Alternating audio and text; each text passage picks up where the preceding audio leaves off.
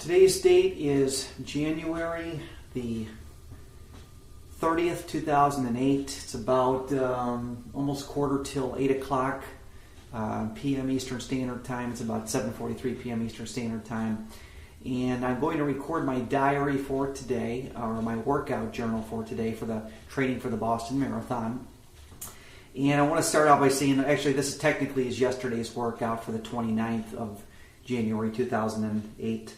And my required run, according to my workout schedule in week 9, Monday, Tuesday, Sunday, Monday, Tuesday, Wednesday, or no, it was the third day, for Tuesday, which was day 3 of week 9, was I was required to run a total of 10 miles at a 7 minute and 36 per mile pace.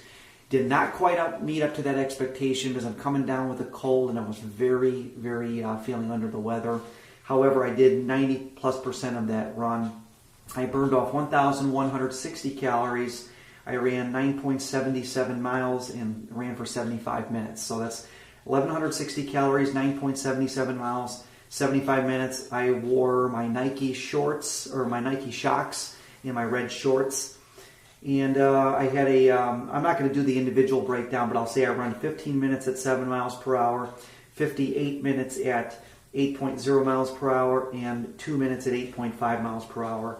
I averaged a total of 7:41 per mile, which put me 5 seconds under the 7:36 per mile pace. Plus, I didn't quite meet 10 miles. I was 0.23 miles shy. So I was very close, and I took like 3 breaks also. I took a break at 16 minutes, 33 minutes, and 60 minutes. They averaged out to approximately 5 minutes apiece, but I'm going to say 2 of them were like 3 minutes. They were just real short breaks. But I put in my journal, they were close to 5.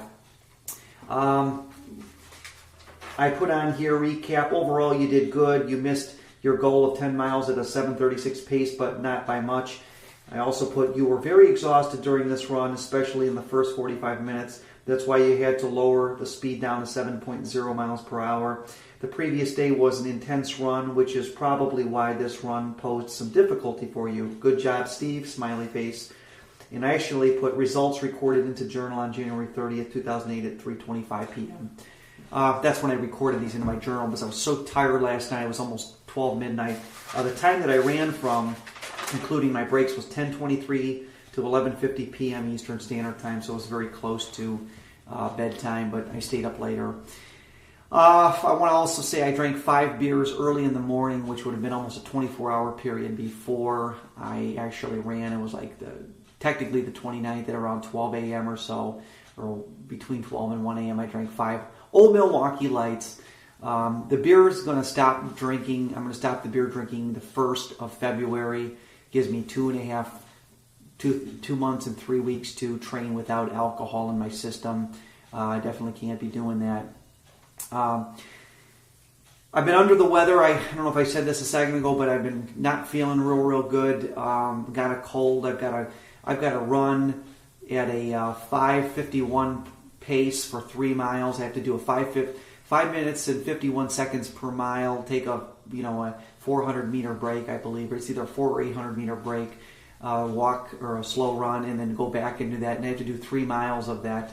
So that's going to pose a problem for me. And I wanted to give you a heads up on that and say that when I run this run, I'm probably going to do the 7.7 and then the 9.2 miles per hour or whatever, or 10.2 miles per hour, and then lower it and then raise it and lower it. That's the only way I can compromise my workout and still get the amount of time in. Like if I want to, the way I'm trying to structure this run is, since I can't run consistently at 10 miles per hour or 10.2 miles per hour consistently for a full 6 minutes or whatever, and then take a small break, a small run, and then jump back into it, and then go back and jump into it, I'm going to still be able to consistently get all that timing in by incrementally breaking down the 10.2 miles per hour into clusters or chunks so that it all evens out. So it's going to be like I'm going to need about an 18 minutes total of running at that speed of 10.2 miles per hour. So I can do that if I can integrate the 7 miles per hour in between it.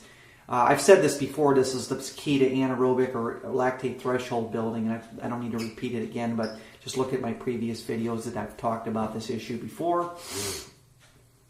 Yeah, I definitely have a cold today. It's been really, really stressful. I didn't even shave, and I'm feeling like I said I'm under the weather. I showered last night. I didn't shower this today. I'm going to shower when I finish my run, but I want to blame it on the food. I'm taking vitamin C. I'm taking my nutrients. I'm taking all my vitamins.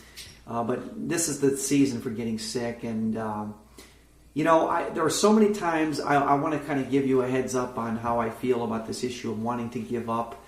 I so badly just feel like saying screw it and not even doing this training. I'm saying to myself, Steve, if all goes well, you'll run your 3-hour marathon and you'll be doing good, but your Boston Marathon, but it's still stressful doing this kind of training. It's like mega stressful.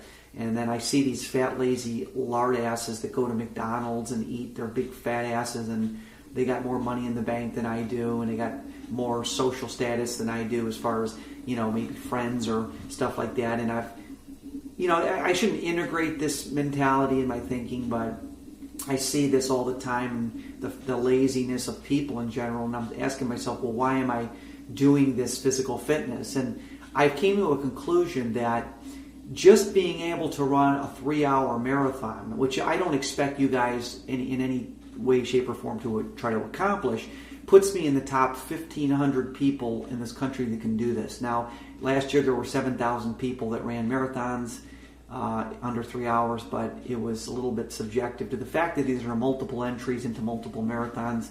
Most sub-3ers run several marathons a year, so it averages out to about 1,500 people, maybe less. And so I guess the whole feeling that I have toward this running all these marathons or being able to do it in under 3 hours is that I put myself in a very elite category. And it's not just an elite category like having some rare sickness. It's an elite category as in something that takes effort and you bust your butt to do it and you get to that level. And I get so down sometimes, like I'm not feeling good right now. My financial situation could be better. Sometimes I could, I'm wondering about this whole trip to Boston. I'm going to have to borrow some money to do it. Or I have to finance it. It's not the easiest trip, some of the money I'm using and I'm supplementing it for my ebook that I'm selling right now called Treadmill Marathon Guide. I spent an enormous amount. I took off work to do this book last year. I went from like June through September of last year. And it took me 4 months to research all this stuff and use my own experience and put this book together. Nobody helped me edit it or anything. I did it all myself. But if you want to help me out there, you can buy a copy of Treadmill Marathon Guide. I lowered the price to $14.95 in the last couple months. It's been selling okay, but it's right now it's something that would help me out if it would get out there, and it's one of the best books in the world. It'll show you how to train for a marathon without ever having to leave your house, for crying out loud, and slip on the ice. I talk about all the advantages of it, but it's a great thing. But I won't get on that kick. I've sold my book before. I've been marketing it before, but I'll say that getting back to this before my 10 minutes is up on here, I want to say that why do we do the things that we do as far as push ourselves to these levels? And right now I'm stretching, I'm tight, I got to do this run today. I think we do it because we know it sets ourselves above and beyond the average person who can just go to McDonald's and scarf down a cheeseburger and do that 6 days a week at other fast food places. We are above and beyond that. Spiritually, we're much better off when we're runners. And when you run your first marathon, you will see the difference, the euphoria that you get from being around other runners that are busting their butt to be the best they can be. And even if it takes them 5-6 hours, it's still a good experience. And so anyways, I don't know if this is my best blog. This is couldn't be.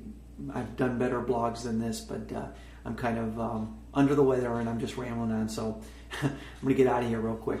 But good luck on your training. And my website is treadmill-marathon.com. And if you want to buy that book, that's great. And if you have questions about it after you've purchased it, just put them in the site and I'll answer them. And you guys have a great day, and I will see you tomorrow.